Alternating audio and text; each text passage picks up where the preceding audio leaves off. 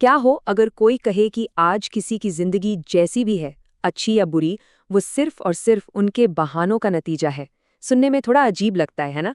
पर आज हम इसी की मैकेनिक्स को समझने वाले हैं और देखेंगे कि कैसे हम बहानों को एक्शन में बदल सकते हैं। तो चलिए इस बात की गहराई में उतरते हैं। देखिए, ये लाइन सिर्फ एक मोटिवेशनल कोट नहीं है। ये एक तरह की मैकेनिकल सच्चाई है। जैसे बैंक में पैसा कंपाउंड होता है ना, बिल्कुल वैसे ही हमारी जिंदगी में हमारे छोटे छोटे बहाने भी, वो भी जुड़ते जाते हैं, कंपाउंड होते जाते हैं और एक बहुत बड़ा रिजल्ट तैयार करते हैं। आज हम इसी कंपाउंडिंग को तोड़कर समझेंगे। तो आज का हमारा सफर कुछ ऐसा रहेगा। सबसे पहले हम समझेंगे कि ये बहाने असल में हैं क्या। फिर देखेंगे कि ये हमारी जिंदगी को चुपचाप कैसे चलाते हैं, इनकी असली कीमत क्या चुकानी पड़ती है और हाँ, सबसे जरूरी, हम इन्हें एक्शन में कैसे बदल सकते हैं। तो चलिए सफर के पहले पड़ाव पर आते हैं। यहाँ सबसे जरूरी पॉइंट ये समझना है कि किसी की भी जिंदगी कोई अचानक से हुई घटना नहीं है। जैसा कि आप देख सकते हैं, ये हमारे लिए गए फैसलों और उन फैसलों को टालने के लिए बनाए गए बहानों का एक सीधा साधा जोड़ है, बस। अच्छा, अब जब हमने ये मान लिया है कि बहाने हमारी जिंदगी को बनाते हैं, तो सवाल ये उठता है कि ये काम कैसे करते हैं।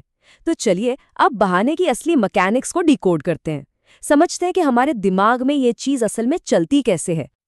ये परिभाषा देखिए, कितनी सिंपल और कितनी सटीक है।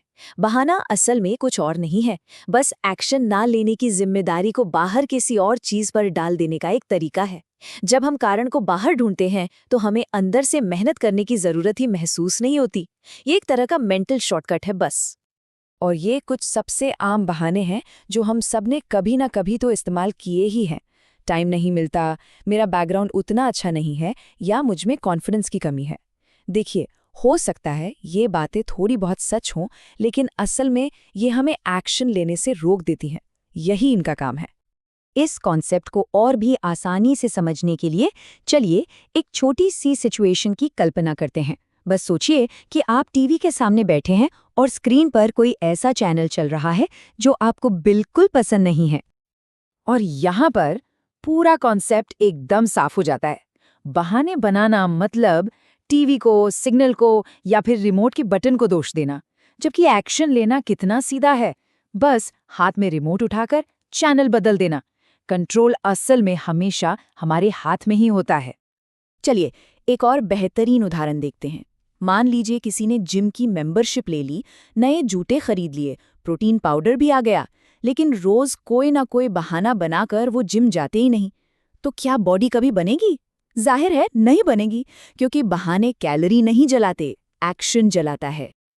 तो अब सवाल ये है कि ये छोटे छोटे बहाने हमारी जिंदगी की बड़ी बड़ी समस्याओं में कैसे बदल जाते हैं। इसका एक छिपा हुआ फॉर्मूला है। एक साइकिल है जो चुपचाप बैकग्राउंड में चलती रहती है। चलिए अब उसी साइकिल को समझते हैं। ये साइकिल कुछ ऐसे काम करती है। देखिए, पहले कोई सिचुएशन आती है, जैसे कोई नई स्किल सीखनी है। हमारा दिमाग वो तुरंत एक शॉर्टकट ढूंढता है, कल से करूंगा। फिर यही बहाना रोज रिपीट होता है। देखते ही देखते महीने और साल बीत जाते हैं और आखिर में हम अपनी किस्मत को दोष देने लगते हैं। ये कोई सिस्टम नहीं है, ये हमारा ही पैटर्न है जो काम कर रहा होता है। तो सवाल उठता है कि ये बहाने इतने आकर्षक क्यों लगते हैं। इसका जवाब ना हमारे दिमाग की बनावट में है। बहाने हमें तुरंत मतलब फौरन राहत देते हैं, जबकि एक्शन लेने में थोड़ी सी असुविधा होती है, थोड़ा डिस्कम्फर्ट होता है।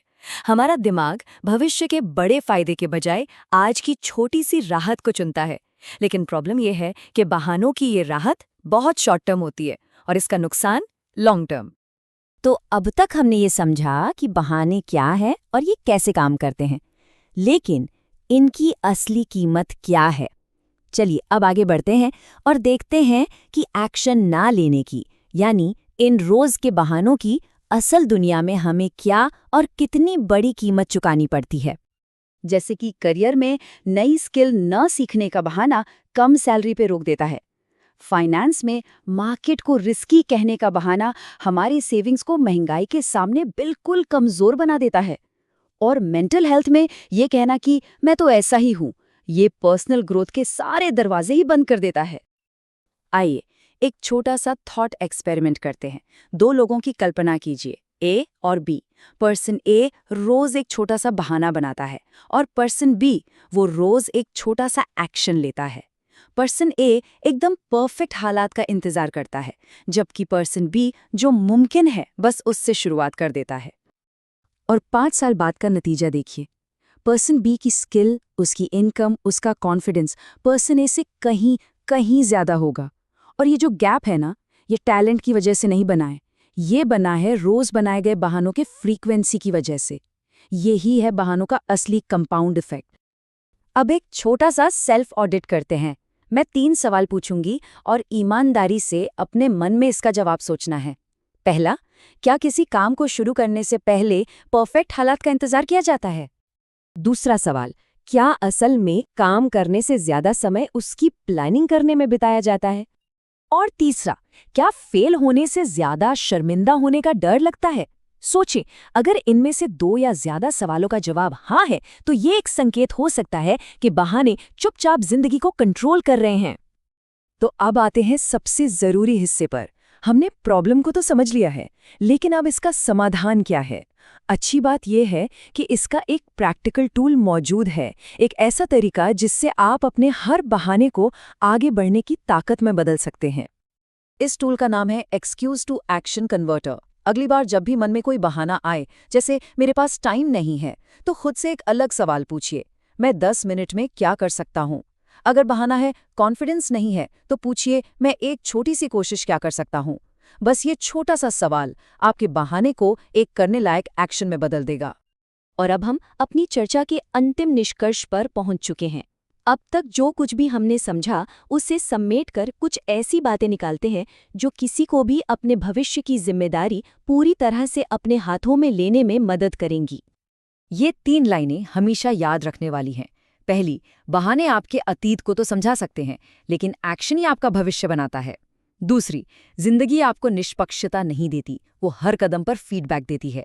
और तीसरी, आज का बनाया हुआ एक छोटा सा बहाना कल का एक बड़ा अफसोस बन जाता है। और अंत में ये अंतिम सत्य, आपकी जिंदगी कोई हादसा नहीं है, ये आपके द्वारा रोज चुने गए बहानों का आउटपुट है। लेकिन अच्छी खबर ये है कि बहानों को भुलाया जा सकता है और एक्शन अभी इसी पल शुरू हो सकता है। सवाल बस इतना है, क्या रिमोट उठाने के लिए कोई तैयार है?